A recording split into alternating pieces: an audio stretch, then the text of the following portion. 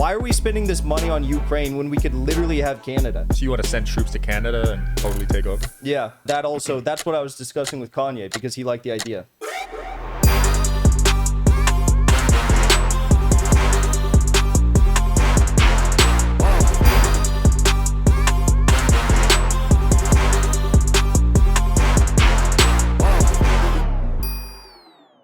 Welcome to the Digital Social Podcast. I'm your host, Sean Kelly. I'm here with my co-host, Wayne Lewis. What up, what up? And our guest today, Jackson Hinkle. Jackson Hinkle, the man, the myth, the legend. Thank you for having me on. What's up, man? How you feeling? Good. In Las Vegas, away from California. Couldn't be better. You know, if I didn't know any better, I would think you were just like a politician. That's because of his dress, or? Yeah, he's blue. Drip. Blue, yeah. He's Dripped dressed like a out, man. politician. Yeah, he's dressed in blue. Would you label yourself as a politician? Yeah. If I was a political commentator, you know, Political commentator. I got a YouTube show. I debate people a lot. I follow the news. Right. And I give my opinions on what's happening in the world.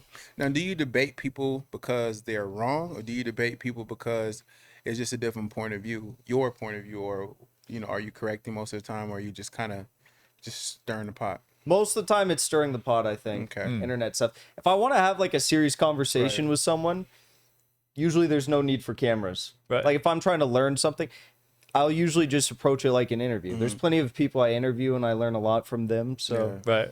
yeah, I think if I'm approaching it like a debate, I already have it set in my mind that the person's wrong. I feel that. So you're going into a debate and your opinion can't be changed, basically. Can be changed, but I've never lost a debate, so Ooh. you know it's I think I'm 10-0. I've Wow. never lost a debate. I've never had my opinion change in one of those debates. My girlfriend's very smart. She changes my opinion. She corrects me all the time. So there's people who correct me all the time, but the debates, people like Destiny, Vosh, these sorts of characters on the internet. You know, they literally walk around with blue hair saying that men are women and women are men and that like God is evil and stuff. So people like that, they have no chance of changing my mind about anything. And do you feel like you gain a lot of enemies by simply just being right? And are those people uncomfortable with what the truth is? Of course. Yeah. Being right is the most evil thing on the planet today. To say the true things in this world is the most evil thing because just look at what they're doing on social media. Right. If you say the truth on Instagram or Facebook or YouTube, they'll Shadow censor ban. you, Yeah, shadow ban, all outta that there, stuff. yeah. They'll try to Right. get rid of you. So why is the truth so taboo now? Like, what are we actually hiding? Like, you know, like why is the truth? Why do they not want us to know what the truth is? I thought that's what that's important, right? I mean, we were taught not to lie. We're taught not to lie, Yeah. but look at how effective lying is. With lying to the American populace and to most of the populations in Western countries, Right. you've now turned these countries of strong men. You guys ever hear the saying that strong men make good times make weak men make tough times, and tough times make strong men? I haven't heard that whole spiel, but I've heard bits and pieces of it for sure. Yeah, I've heard that. So is that what's going on with Andrew Tate too, in a way? Yeah, I think we're in tough times, and we're on the verge of coming out of tough times in the West. And I think it's creating some pretty strong men. Andrew Tate is one of them, of course. But there's others. There's quite a few. Let's hear names. I think the most courageous people on the face of the planet today are, Andrew Tate, of course. So Andrew Tate would be number one. So this is like the hip hop list. Like who's Yeah. your top five? Who's your top five toughest people right now? Yeah. Top 5 toughest people right now on the face of the planet. Right. In no particular order. Right. Andrew Tate. Okay. Vladimir Putin. Okay. Donald Trump. Okay. Kim Jong-un. Okay. And Who's your fifth? me. Okay. Ooh. Yeah. Okay. So why Andrew Tate at number one? Well, you said no list, but why? He's the first that came to mind. Yeah. Why was he technically number one from a psychological standpoint? He's the most famous man on the face of the planet. I mean, and he's so committed. Right when Andrew and Tristan got out of prison, they were put in the Romanian prison. And the day this happened, everyone on the internet, we were all in the Twitter spaces, tens of thousands of people tuning into these Twitter spaces. And I was like, look, guys, there's no evidence. There's no proof. And let's not forget what they did to Julian Assange. You guys know Julian Assange, the WikiLeaks publisher? when they first tried to go after Julian Assange and extradite him to the United States, they drew up bogus rape charges against him. And then they tried It's like the number one thing they do. Yeah. It's easy. They tried to extradite him to Sweden. Yeah. Lo and behold, like 2 years later, after trying to do that, the United Nations came out and said that there was no evidence of any sort of like rape that Julian Assange had committed. And I was like, this really smells like the same thing. Mark Twain said that history doesn't repeat itself, but it rhymes. And there was a lot of rhyming going on with the Andrew Tate case. And then as soon as they get out, you know, they're in prison for what, like 5 months or something. Almost as soon as they get out, the first thing he says to me is he's like, you know, thanks for, you know, the support, but we got a lot of work to do. Let's keep focused. Do you believe that with, you know, you being one of those toughest people, do you ever fear that you might be killed one day or assassinated or poisoned or imprisoned for the wrong thing or, you know, maybe wrapped up in some kind of scandal that you may not be able to get away from? Do you fear that? Like, is that a fear of yours? It's something that could happen. Whether or not I don't really fear it because I already know what's happening. I've been banned from PayPal, Venmo, Twitch, YouTube. The Ukrainian government put me on a kill list called notorious. Wow. They've killed dozens of people from that list. What? Kids, adults. You serious? Yeah, they just killed a 28-year-old woman who was the daughter of a popular journalist in Russia. Wow. And, you know, they put me on that list about 6 months ago. And maybe it wasn't even that long ago, like 4 months ago. And that was pretty frightening when I got put on that list. Yeah. How did you find out you were put on the list? It's a public list. It's a public list. Wow. So they announced who they're going to kill? Yeah. So Ukraine has this website where it's called notorious. And what they do is they post your picture and they post the alleged crime against Ukraine that you committed. And it's a kill list. And if they kill you, they put something like killed over your picture in a big red like And they're really dead. Those people are really dead. Yeah, they killed Daria Dugina in a car bombing. They killed Tatarsky in a bombing in a cafe a couple weeks ago in St. Petersburg. Wow. So do you feel like Andrew Tate might be next? Yeah. I mean, he said it himself, right? He said that first they're going to try to cancel me, then they're going to try to imprison me, and then they're going to try to kill me. What's he posting? He's posting this thing about how he's been poisoned. Yeah, he was swollen. Swollen. I mean, I don't know what that is. There's a lot of things that could make you have adverse health impacts these days, but it's questionable. You wonder, you know, who's cooking his food, who's serving him drinks. Yeah, that's wild. Got to be careful. What are your thoughts on cancel culture? Do you believe in free speech? I 100% believe in free speech. I'm a free speech absolutist. My ancestors sailed over here on the Mayflower. They fought in the American Revolution. They fought in the Civil War on the right side. And, you know, it's like so much blood of our ancestors has been shed and spilled to try and protect what our founding fathers set forward in this country, which is different than any other country on the face of the planet.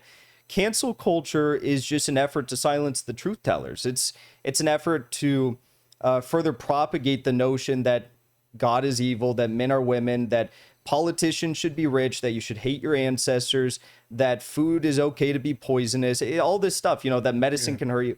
It's very troubling what we're seeing happening right now, but it wouldn't be as successful, these whatever the elite are doing right now, it would not be as successful if it were not for the success of cancel culture.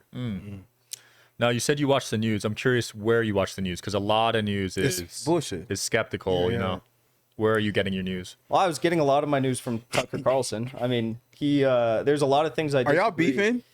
Am I beefing with Tucker? Yeah. No. I love Tucker. I love Tucker. Okay. He had me on his show, and I helped write a number of his nightly monologues and stuff. But so the stuff that they say online is like, y'all not. They try to put. Everyone's trying to, you know. Yeah, pin you guys against one another. Exactly. Exactly. Okay. There's only a certain number of like popular truth tellers, and they always want to pin you against each other and stuff. But divide and conquer. But Tucker, he got fired, and that's very unfortunate. Tucker, but I don't think Tucker. I think him getting fired probably was the best thing for him, because I think he's gonna explode now. I think he's gonna be way bigger because now there's no walls. He's gonna get shadow banned too. On top of that. Oh yes. Oh, so they're gonna shut him up for sure. They're gonna try to. Well, think about this. On Fox News, Tucker Carlson was the #1 news host on all of the media. and he was averaging 3 to 4 million views a night on his Fox News show on cable. Got about 2 million views in addition to that from Twitter, Instagram, and YouTube when he'd upload his videos there. He leaves Fox News. They fired him, and he goes and uploads a video to Twitter. That video that he uploaded on Twitter within 24 hours got 70 million views. Exactly. Wow. So I think him being fired was probably the best thing for him. But I get what you're saying too. They're gonna try to counsel him, but I think there's places that he can go that he'll be okay. That's true. Twitter, he'll be good with Elon there. Twitter, he'll be definitely good there. So who are some people you are beefing with? Like who are some of your like rivals? Like, and why? The main ones, yeah, and why? I beef with a lot of people. I beef with the Ukrainian government, of course. I beef with Destiny. Destiny's a big guy. He's a big, political YouTube guy that I beef a lot with. He runs around with the blue hair. Destiny's so interesting. People sometimes have said to me, Jackson, are you afraid to debate this Destiny guy? Because he's a big political guy on YouTube. He's been doing this for years. He's very smart. And it's like, no, I'm not afraid to debate Destiny because I'm a retard. And like America's retarded, and that's why we got Trump elected. Right. And they always say, Destiny always says, oh, America's so stupid, whatever. No, well, maybe America's stupid, but that's why we win. And Destiny runs around and he lets his wife fuck other men, and he's open about this. He's a cock. Oh, he's a swinger? Well, I don't think the swinger can swing both ways. That's a man and woman. Oh, okay. It's one side. He said he let his wife fuck. He was like, these people were pressing him about it on his stream, and he's like, you know what? Well, I know that at the end of the day, whoever my wife goes to hang out with, she's going to be coming back home to me at night, and she loves me. And I was like, damn. How is this? We literally built our own country in the face of British imperialism, and now we have blue-haired men who are letting their wife go get fucked by like random dudes across the street. What is happening?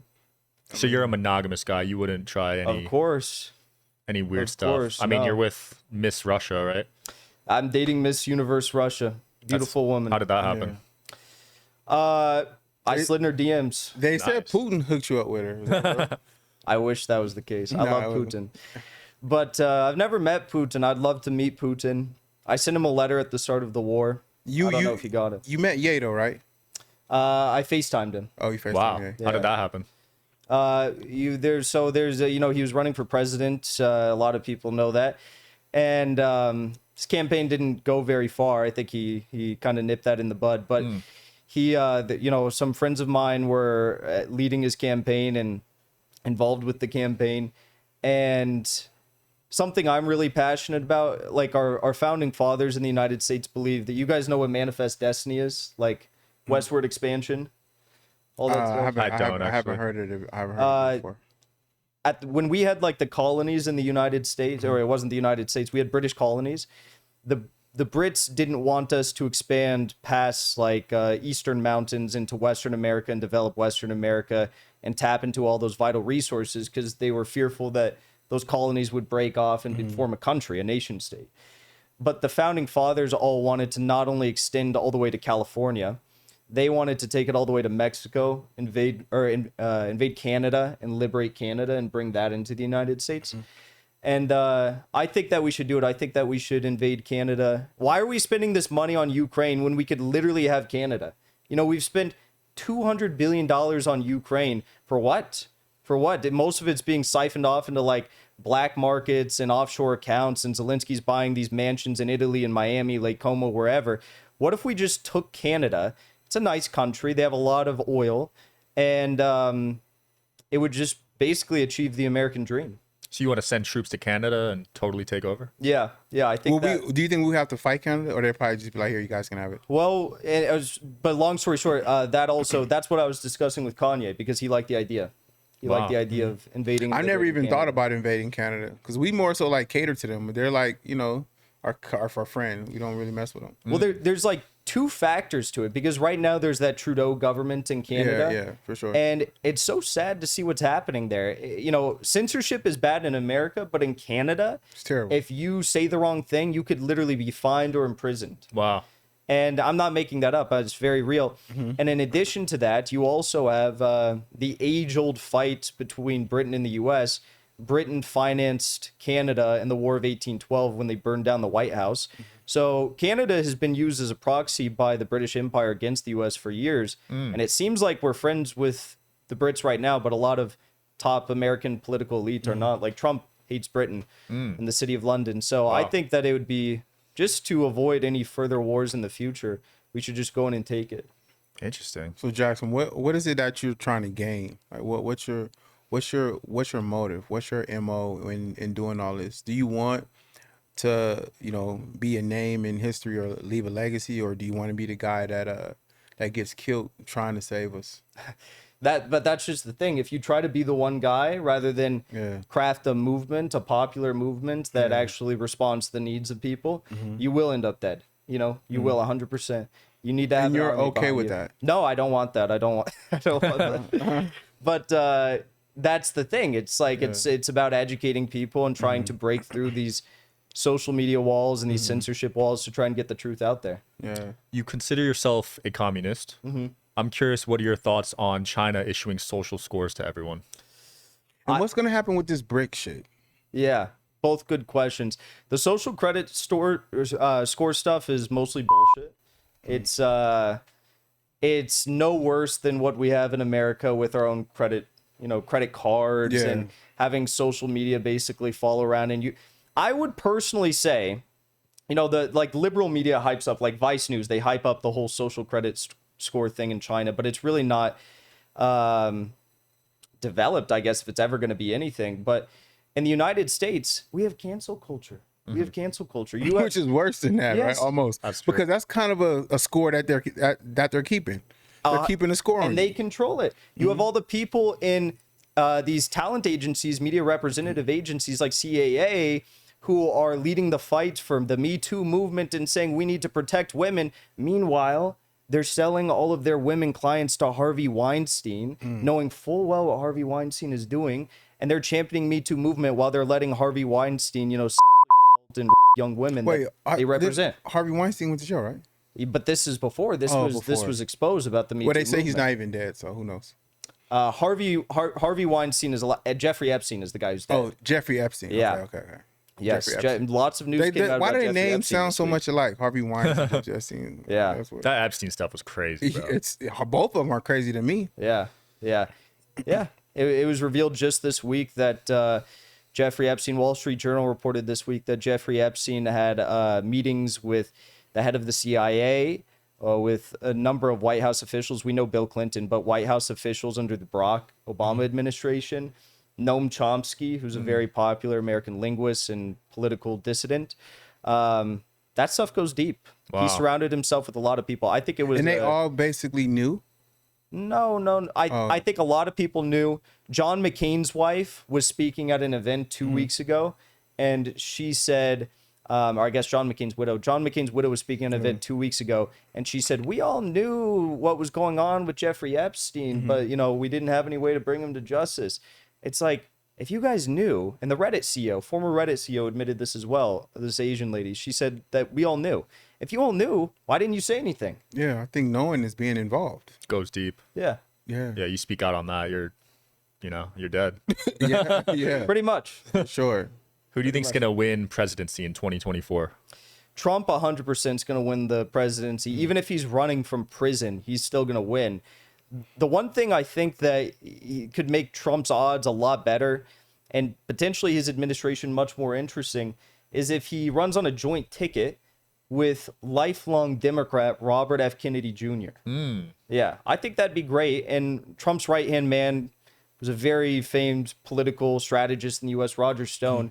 He actually proposed that idea. Interesting. And I think it would be beautiful. They align on a lot of issues, not all issues. But I think we've learned to actually appreciate Trump now, today. I think everybody does. I hated now. Trump at the start. Really? real? Yeah. Why? Yeah. Well, for starters, I used to be more liberal, but also Trump at the start of his administration, for most of his administration, actually, he just surrounded himself by these like deep state intelligence, military industrial complex goons that were just keeping us in all the wars, preventing him from pardoning Assange, keeping the JFK CIA assassination files closed and not leaked to the press and stuff. It's a very bad time, Interesting. you know? I feel that. And why are you such a fan of Putin? Because I bet if you walk the streets and interview people, most would say they're not fond of him. Yeah, why do you like him so much? Oddly enough, I have done street interviews, and I did it in Dallas, and I was asking people the question, would you rather have Biden or Putin as your president? And, you know, as an American, I hate Biden, but I'd probably rather have Biden because he's an American. I don't want someone from a foreign country leading us. But, you know, Putin is... The reason I like Putin so much is because he is single-handedly reshaping the world and how, you know, geopolitics operate. Yeah. He has taken, from the start of his presidency, everyone thought he was a weak man. Everyone thought he was just going to basically get in, So they get thought out. the same thing about him that we think about Biden? Yeah, but he was put in...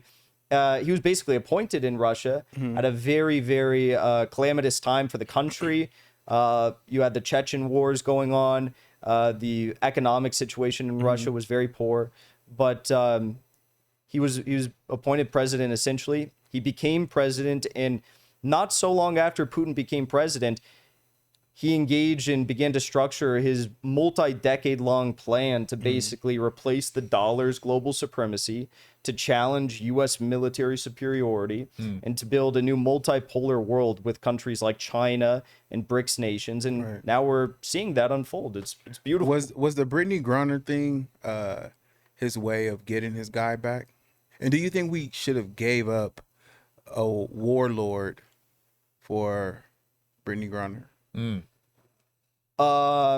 Well, yeah, that was a bad trade. That was a bad trade. That was a bad trade. They said it was the first WNBA trade anyone ever cared about, but Wow. it was a bad trade. It was a bad trade.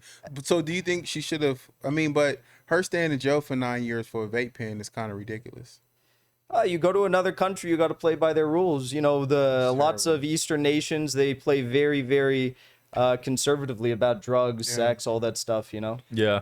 And what do you think our thing is now when it comes to like what's going on with the fentanyl and like is that, are they putting that stuff here?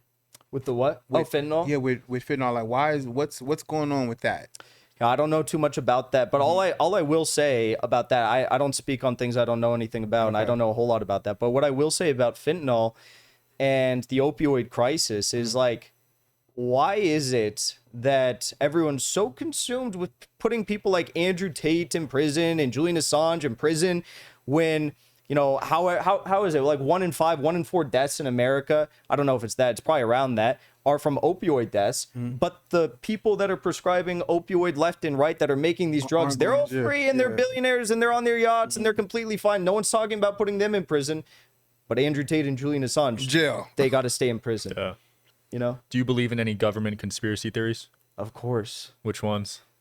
I think the biggest one I believe in is it is almost a certainty at this point that the CIA assassinated not just John F. Kennedy, but also Martin Luther King and Robert F. Kennedy Jr. Wow. Yeah. I seen a video of the John F. Kennedy. I don't know if it's real, but the guy in the front actually shot him. Yeah. What? From In the the front of the steward. car? He was in the car with him. Really? Oh, I haven't seen that. Yeah, so there's a video of the guy turning around actually shooting him. No way. Right. So it looks like an assassination on a normal video, but a guy slowed it down, and apparently it was a guy that was actually in the car with him. Wait, so the driver shot him?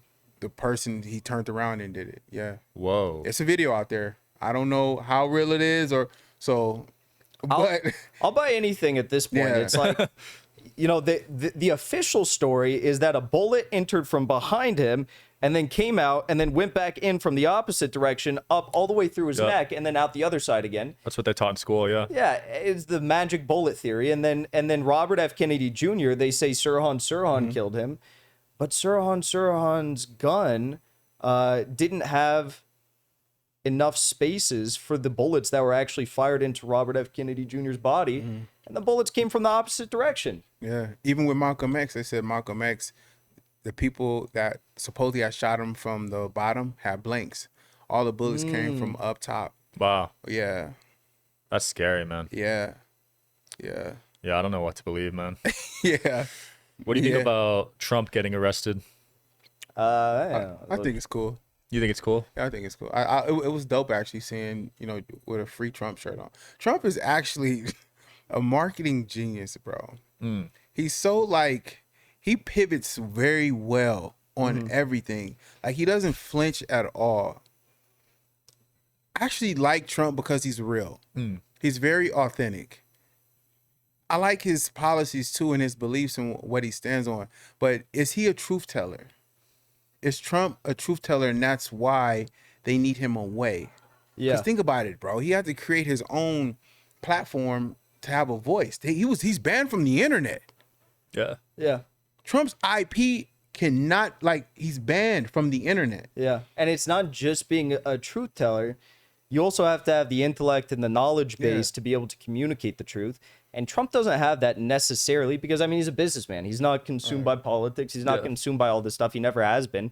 I mean, he's a reality show celebrity businessman, very successful, but he's surrounding himself more and more by people who do have that knowledge base. And that is extremely frightening to people like Hillary Clinton, John Podesta, you know, all these people. It scares the shit out of So you them. wouldn't consider him a truth teller? I think he is. But I think that you know, the reason why he's dangerous is because he's surrounded people who actually have the knowledge He's base. surrounded by the truth teller. Yeah.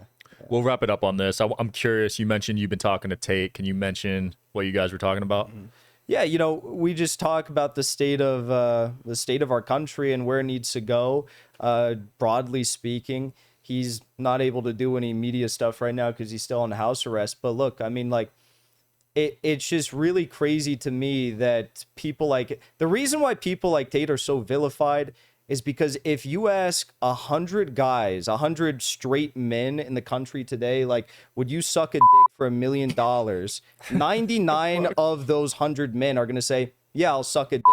Okay, well, that's a problem if you're all straight. It's right. Yeah, it's a problem. Yeah. But like that's a problem with society. If you'll suck a dick for $1 million, but you say you're straight, you're not straight, you're gay, and that's where our society's at. We're the warriors. They're not here anymore. Wow, that's a powerful closing message right there. Yeah, it's powerful. Where can people find you, man? Because you're banned. Where can people find you? You're banned. I'm back on YouTube. I'm back on YouTube, but permanently demonetized there. But I'm YouTube. The Dive with Jackson Hinkle, Rumble, same thing, and then Twitter. Twitter's where it gets very fun. Jackson Hinkle on Twitter. There we go. Wayne. You can follow me on Instagram @TheCreator. Sean Kelly here, Digital Social Hour. Thanks for tuning in. Peace.